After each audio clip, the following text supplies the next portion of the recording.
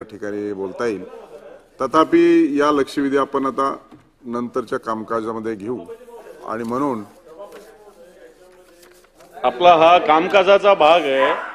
कामकाजाचा भाग असताना सभापती महोदय, इथे बावनकुळे साहेब आहे, ज्येष्ठ नेते आहेत, एवढे मंत्री एवढ्या लक्षवेधीला गैरहजर असणे एखादं काही जेन्युइन कारणाने समजू शकतो आपण, परंतु या 6 लक्षवेधी मंत्र्याच्या अनुपस्थितीमुळे पुढे ढकलावे लागतात।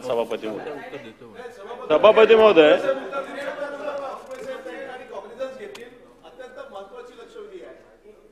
लक्षवेधी क्रमांक 2 आहे।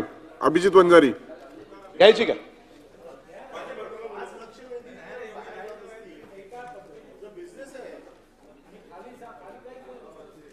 सभापती महोदय,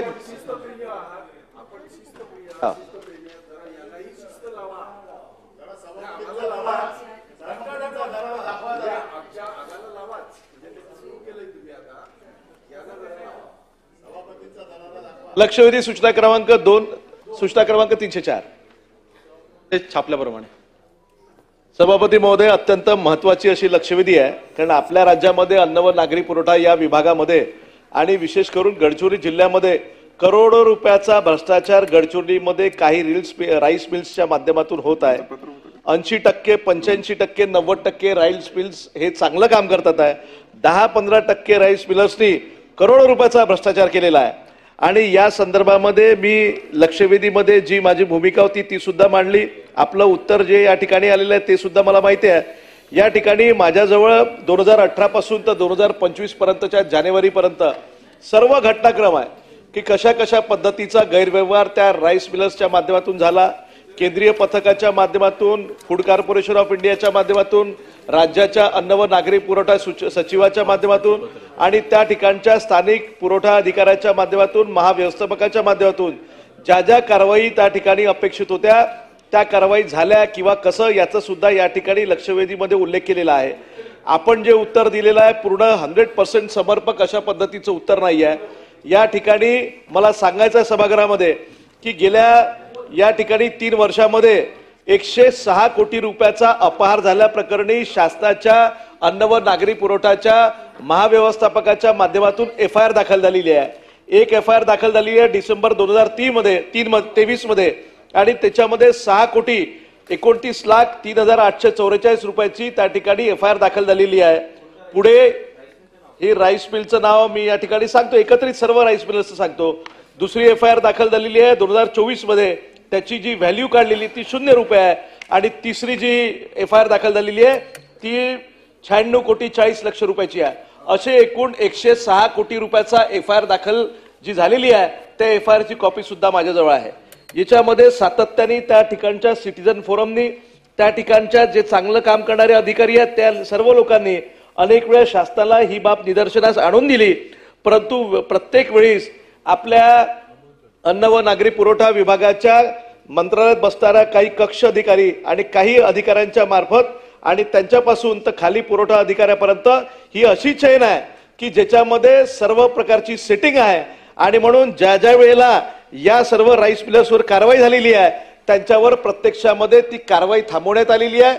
किंबहुना जे जे पुरवठा अधिकारी किंवा जे अधिकारी या सर्व कामामध्ये सामील होते त्या सर्व लोकांवर तक्रार झाल्यानंतर किंवा त्यांच्यावर दंड वसूल झाल्यानंतर सुद्धा त्यांची इतरत्र कुठल्याही पद्धतीची बदली खरं म्हणजे करण्याची आवश्यकता होती, ती बदली झाली नाही।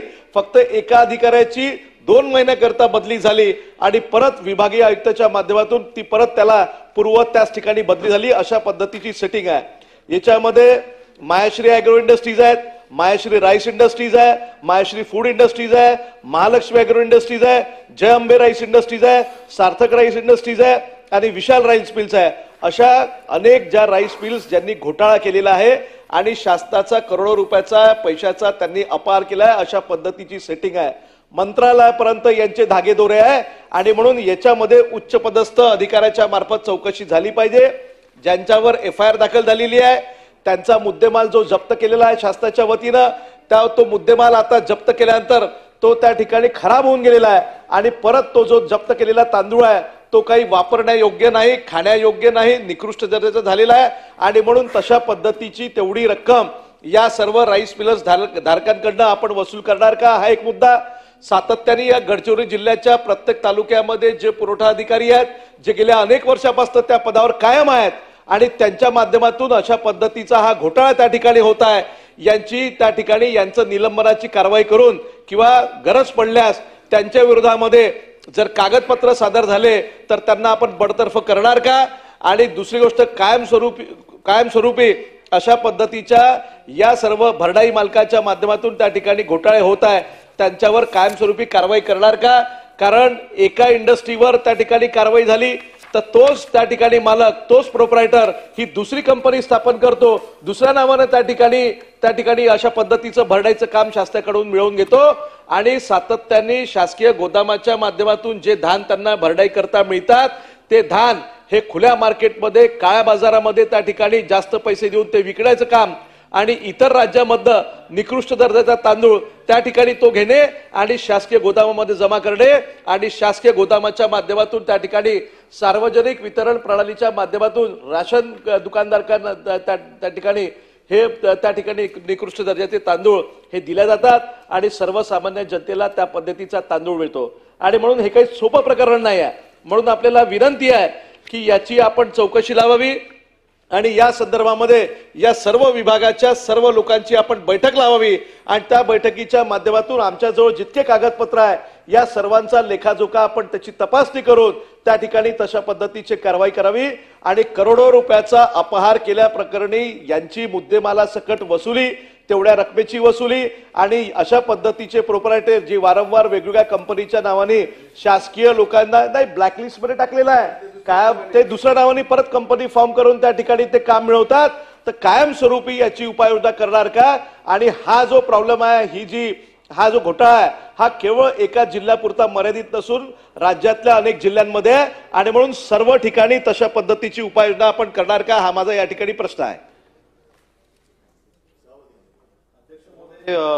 मंत्री महोदय, सदस्यांनी अतिशय महत्वाची लक्षवेधी इथे उपस्थित केली आहे. उत्तरामध्ये गडचिरोली जिल्ह्यामधील ज्या काही मिलधारकांनी शासनाची फसवणूक केलेली आहे किंवा चुकीच्या पद्धतीने जी कारवाई केलेली आहे त्यांच्यावरती आपण ज्या ज्या कारवाई केल्या त्याचा उल्लेख आपण इथे केलेला आहे. परंतु अध्यक्ष महोदय, नक्कीच विषय हा गंभीर आहे हे मान्य करायला हवे. एकंदरीत अनेक वर्षांपासून काही राईस मिलर्स जे आहेत ते ह्या व्यवसायामध्ये आहेत. त्याच्यामध्ये अध्यक्ष महोदय ह्यांचं मोडस ऑपरेटिंग देखील आपण लक्षात घेतलं पाहिजे. शेवटी सुरुवातच इथनं आहे की ज्यावेळेला शेतकऱ्याची नोंदणी करतो, शेतकऱ्यांची ज्यावेळेला नोंदणी होते, अध्यक्ष महोदय नक्कीच काही प्रमाणात अपव्यवहार ह्याच्यामध्ये आहे.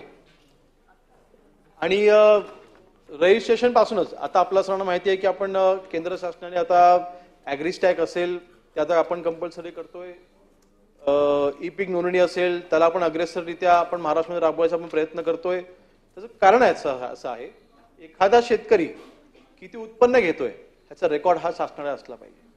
त्यासाठी आपण हे कंपल्सरी करतो.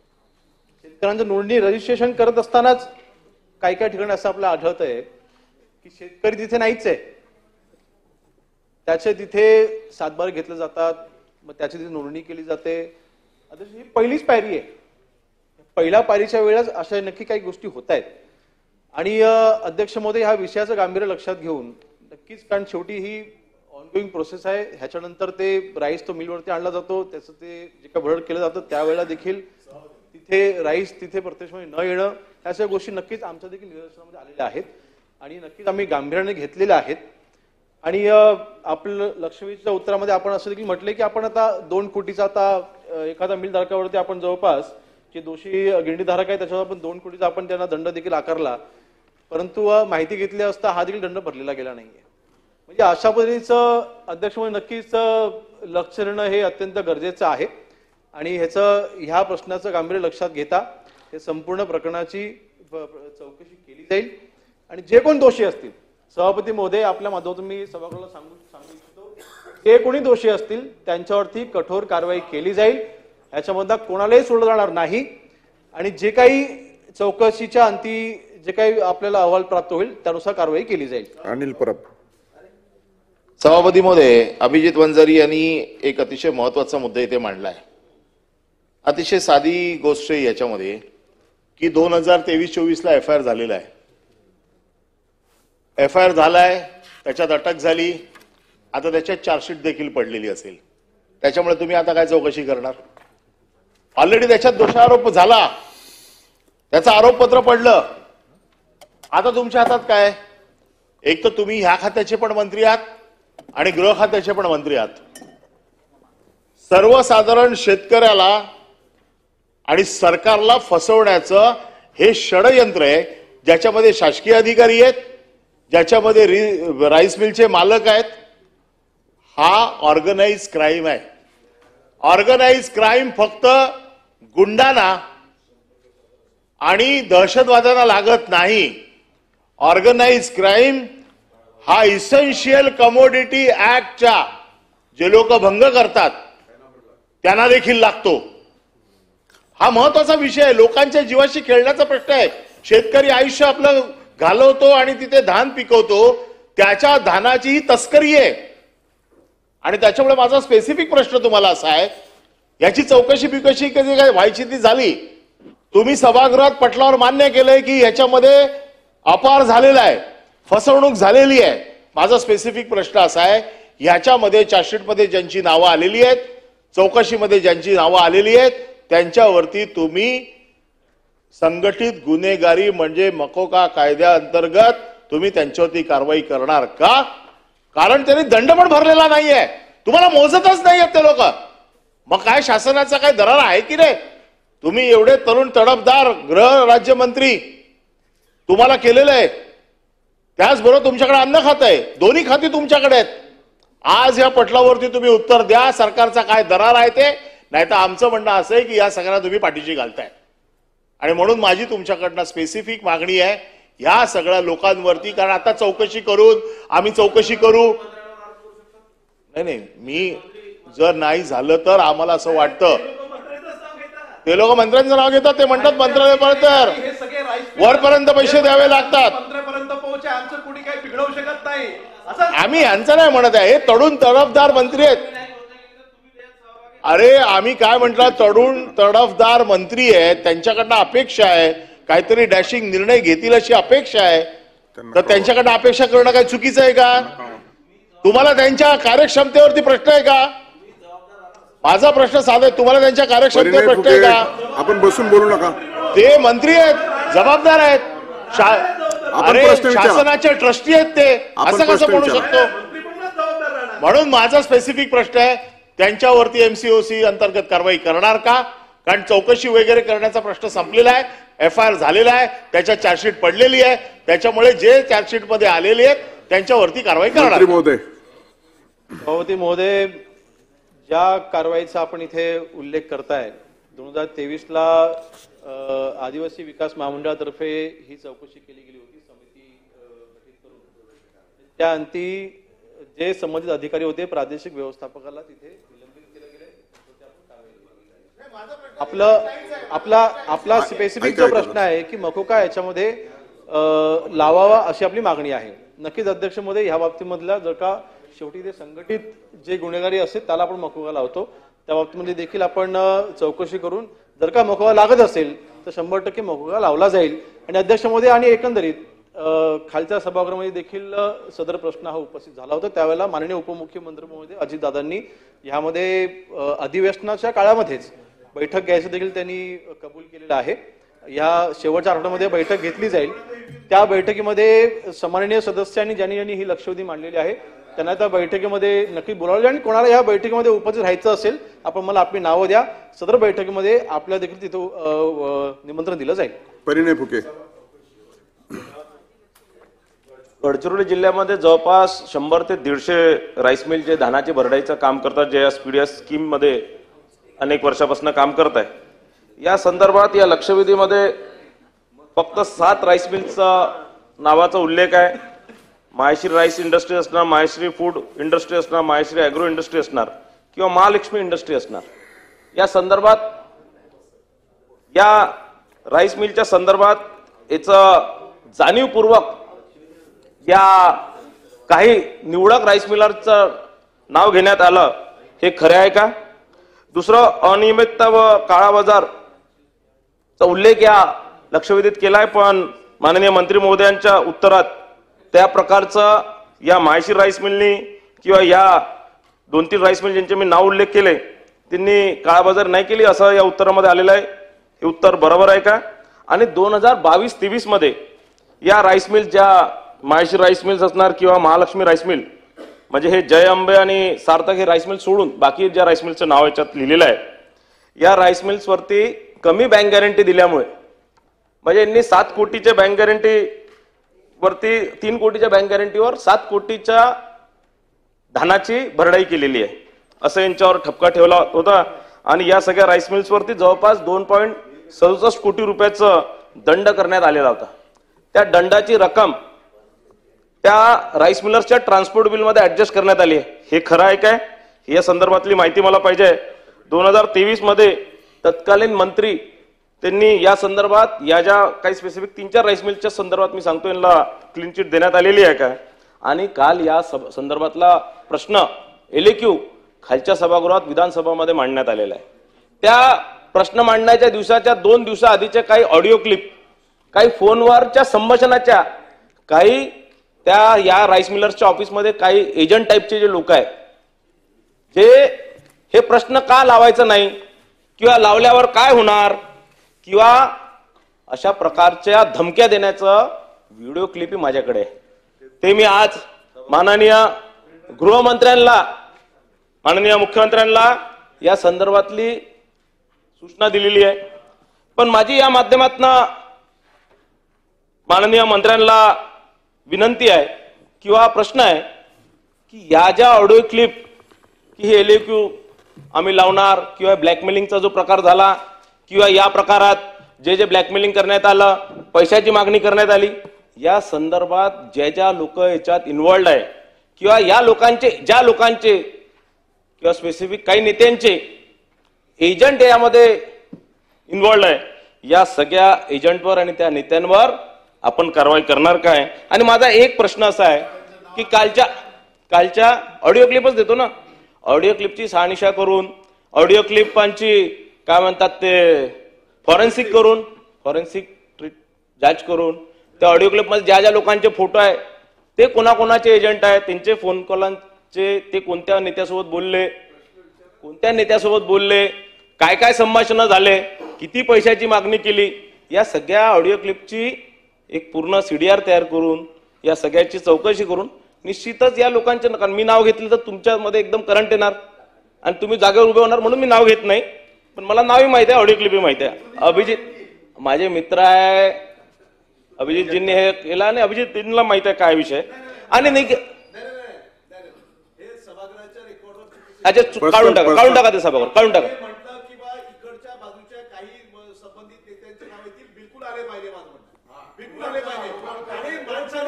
माणसाने इतकी धमक ठेवावी की सभागृहामध्ये एखादी गोष्ट मांडली तर मग त्याचं नाव घेण्याची ताकद ठेवावी, नाही तर मग नुसतेच काहीतरी आपले. अरे पुरावे आहे ना, पुरावे आहे, ऑडिओ क्लिप आहे, व्हिडिओ क्लिप आहे. हे मी गृहमंत्र्यांकडे सोबत जे दोषी आहेत अशा पद्धतीच्या लोकांवर सुद्धा मकोका लावला पाहिजे. हा, बिलकुल बिलकुल, निश्चितच याही लोकांवर मकोका आपण लावणार का, हा माझा प्रश्न आहे. आणि माझी या माध्यमातून एक माहिती सुद्धा माननीय मंत्री महोदयांना आहे. काल अजितदादांनी या संदर्भातला जो प्रश्न खालच्या सभागृहात मांडण्यात आला होता, त्यात फार कडक, मंत्री महोदय बोलू नका फोनवर, फार कडक असं त्यामध्ये त्यांनी निर्देश दिले. अजितदादांच्या कडक स्वभावाचा गैरफायदा अनेक नेते याचा करतात आहे. ज्या प्रकारचे काही या सगळ्या प्रश्नांमुळे किंवा या सगळ्याच्यात अजितदादांनी काही राईस मिलवर चुकीची कारवाई करू नये, त्याही संदर्भात आपण कारवाई करणार काय? आणि ही जी मीटिंग होणार आहे याच्यात आम्हालाही बोलवावे ही आमची विनंती आहे. धन्यवाद. मंत्री महोदय. महोदय, सन्माननीय सदस्यांनी इथे जी माहिती दिलेली आहे की ह्याच प्रकरणांमध्ये काही ऑडिओ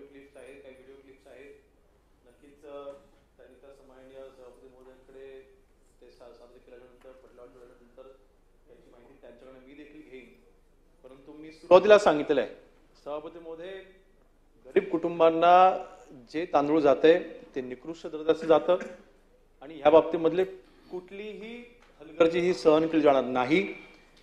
कुठल्याही राजकीय पक्षाचे कोणी असू द्यात त्यांच्यावरती कडक कारवाई केली जाईल.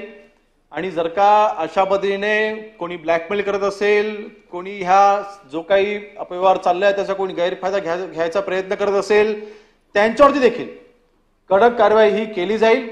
आणि मी अगोदरच म्हटलं आहे की माननीय उपमुख्यमंत्री महोदयांनी या बाबतीमधली सखोल चर्चा करण्यासाठी शेवटी ह्याचं गांभीर्य लक्षात घेता दोन्ही सभागृहामधील ज्या सदस्यांना ह्या विषयाच्या बाबतीमधली जी काही माहिती आहे ती माहिती एकत्रित करण्यासाठी आणि ह्याच्यावरती न्याय देण्याकरता ह्या विषयाची व्याप्ती बघता बैठक आयोजित केलेली आहे. त्या बैठकीमध्ये आपल्या देखील तिथे बोलवलं जाईल. भाई जगताप महोदय, खरं तर अतिशय गंभीर विषयाचं खूप चांगलं जरी आरोप प्रत्यारोप होऊ द्या, परंतु मुळात तिथे जे लोक भ्रष्टाचारामध्ये डुबलेले आहेत त्या राईस मिल वाल्यांबरोबर इथली यंत्रणा जी डुबली गेलेली आहे ते बाहेर येते, ते फार चांगलं आहे. बाकीच्यांचं येत राहील, कारण आम्हाला ही माहिती आहे काही राईस मिल वाले कोणाचे होर्डिंग्स लावतात तेही आम्हाला माहिती आहे, आमच्याकडे आहे ते, त्याच्यात जात नाही मी, ते फार खालच्या दर्जाचं होईल, तसलं नको. मंत्री महोदय, योगायोग आहे की तुमच्याकडे दोन्ही खाती, हा योगायोग आहे. फार कमी वेळेला हे पाहायला मिळालं आतापर्यंत आणि म्हणून तुमची जबाबदारी वाढते आहे. तिकडे गृहमंत्री आहेत, त्यांची जबाबदारी वाढते.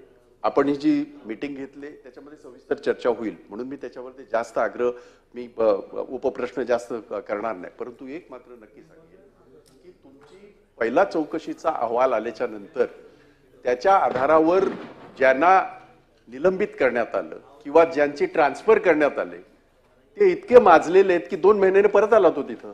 कसा आला? म्हणजे म्हातारी मेल्याचं दुःखच नाही हो, ते तुम्हाला आणि आम्हाला मोजतच नाहीये.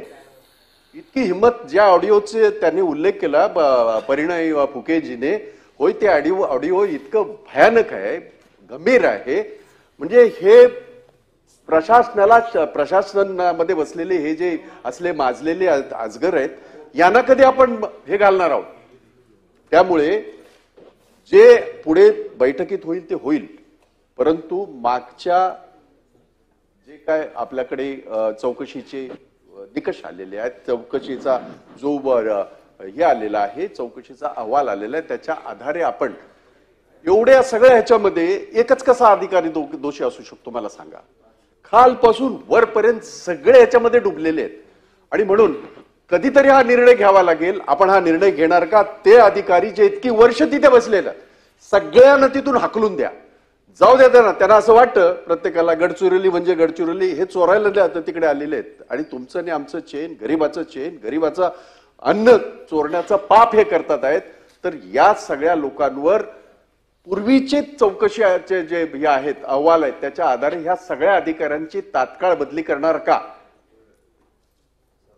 सभापती महोदय, जे चौकशी केली गेली ती आदिवासी विकास महामंडळातर्फे चौकशी केली गेली होती आणि सन्माननीय सदस्य भाई जगताप यांनी जी माहिती इथे दिलेली आहे की आपण जो उल्लेख केला की प्रादेशिक व्यवस्थापकांना त्यावेळेला आपण निलंबित केलं होतं, ते पुन्हा तिथे आलेले नाहीत, ते अजून निलंबितच आहेत आणि त्यांना रुजू केलं गेलेलं नाहीये. परंतु अध्यक्ष महोदय, मी मगाशी म्हटल्याप्रमाणे या सगळ्या प्रकरणामध्ये जी चौकशी आपण केली त्याच्यामध्ये एक अधिकारी आणि 2 कर्मचारी आत्ता देखील जेलमध्ये आहेत. त्यामुळे ह्यांना पाठीशी घालण्याचा प्रश्नच उद्भवत नाही.